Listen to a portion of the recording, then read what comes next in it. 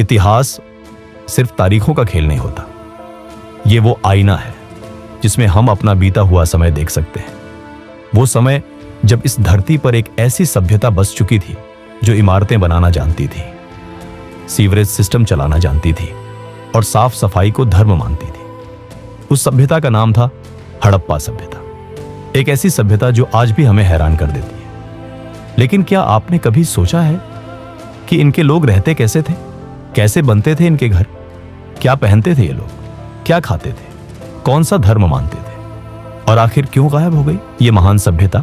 आइए आज हम चलते हैं करीब 4700 साल पीछे और देखते हैं हड़प्पा के लोग कैसे रहते थे। एक ऐसी कहानी जो इतिहास की किताबों में दबा दी गई, पर अब वक्त है उसे जिंदा करने का। हड़प्पा सभ्यता के शहरों में खुदाई हुई तो जो चीज सबसे पहले सामने आई वो थी पक्की ईंटों से बने मकान। जी हां, उस समय के लोग मिट्टी को पकाकर एक जैसी साइज की ईंटें बनाते थे और उनसे 2 मंजिला घर भी खड़े करते थे। हर घर में एक आंगन होता था जिसके चारों तरफ कमरे छोटे लेकिन व्यवस्थित, छतें लकड़ी और मिट्टी की होती थी। और जो बात सबसे चौंकाने वाली है, हर घर में स्नानघर और शौचालय होते थे। जी हां, एक ऐसा समय जब दुनिया के ज्यादातर हिस्से साफ सफाई का मतलब भी नहीं जानते थे।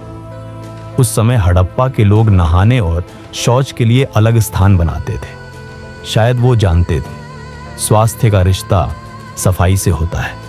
आज भी भारत के कई शहरों में खुले नाले और गंदगी देखने को मिलती है, लेकिन हड़प्पा के लोग 4000 साल पहले नालियों को ढकने की तकनीक जानते थे।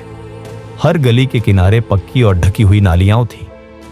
इन नालियों को साफ करने के लिए जगह जगह मैनहोल जैसी व्यवस्थाएं थीं। पानी की निकासी, बारिश के पानी का बहाव, सब कुछ इस तरह से प्लान किया गया था मानो कोई आधुनिक नगर नियोजक, टाउन प्लानर काम कर रहा हो। सोचिए, बिना बिजली, बिना मशीनों के कैसे बनाते होंगे उन्होंने इतना सुंदर शहर? क्योंकि उनके पास था ज्ञान, अनुभव और साझा मेहनत का बल। मूर्तियों और मोहरों से जो जानकारी मिली है उससे पता चलता है कि हड़प्पा के पुरुष आमतौर पर धोती जैसे वस्त्र पहनते थे और महिलाएं लंबा लपेटने वाला कपड़ा, मूलतः सूती कपड़ा चलता था। यानी खेती के साथ साथ कपास की बुनाई भी होती थी। औरतें चूड़ियां पहनती थीं, कानों में झुमके, गले में हार, यहां तक कि बालों को सजाने के लिए क्लिप जैसी चीजें भी मिलती हैं। पुरुष भी बालों में कंघी करते थे। कुछ मूर्तियां तो हेडगियर पहने पुरुषों की भी हैं, जिनसे लगता है कि फैशन और व्यक्तित्व का महत्व था। अन्न भंडारण के लिए जो बड़े बड़े ग्रहणागार, ग्रैनरी बने थे, वो दिखाते हैं कि अनाज का उत्पादन बड़ा होता था। मुख्य भोजन में होता था गेहूं, जौ, चना, मटर और तिल। सब्जियां, दूध और शायद मांस भी खाते होंगे। खाने के लिए मिट्टी के सुंदर बर्तन मिलते हैं जिनमें डिजाइन और चित्र बने होते थे। रसोई घर में चूल्हा होता था जिसमें लकड़ी या उपले जलाकर खाना पकाया जाता था। कोई होटल नहीं, कोई जोमेटो नहीं, लेकिन फिर भी भोजन में स्वाद और संस्कृति थी। हर घर कुछ न कुछ बनाता था। कोई मिट्टी के बर्तन, कोई मोती की मालाएं, तो कोई तांबे की मूर्तियां।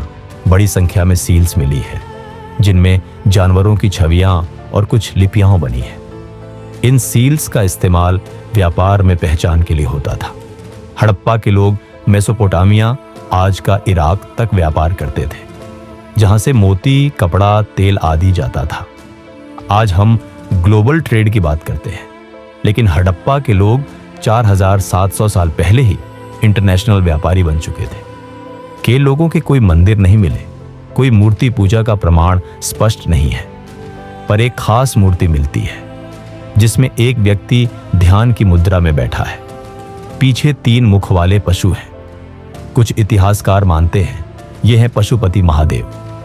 लोग पीपल के पेड़, जल स्रोतों और प्राकृतिक शक्तियों को पूजते थे। धार्मिक आडंबर नहीं, बल्कि प्रकृति के साथ सह अस्तित्व में विश्वास रखते थे।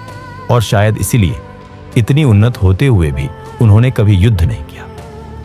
इतनी सुनियोजित, शांतिपूर्ण और समृद्ध सभ्यता आखिर क्यों खत्म हो गई? कोई कहता है सरस्वती नदी सूख गई और लोग पलायन कर गए। कोई कहता है भूकंप या सूखा पड़ा जिसने शहरों को उजाड़ दिया। कुछ मानते हैं बाहरी आक्रमणकारी आए और सभ्यता नष्ट हो गई। पर सच ये है कि इसका अंत आज भी एक रहस्य बना हुआ है। हड़प्पा के लोग कहीं खो गए और उनके साथ खो गया हमारा इतिहास का गर्व। आज हम 5G की दुनिया में जी रहे हैं, मेट्रो, फ्लाईओवर, स्मार्ट सिटी।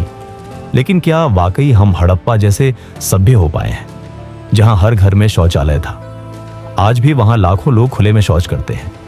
जहां नालियां ढकी हुई थी, आज भी शहरों में गंदा पानी सड़कों पर बहता है।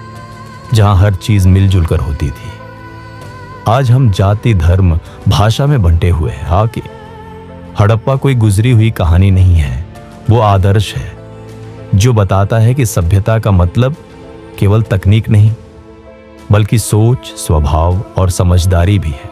अब फैसला आपका है। क्या आप हड़प्पा से कुछ सीखना चाहेंगे या इतिहास की इस सुनहरी कहानी को बस एक किताब में बंद छोड़ देंगे?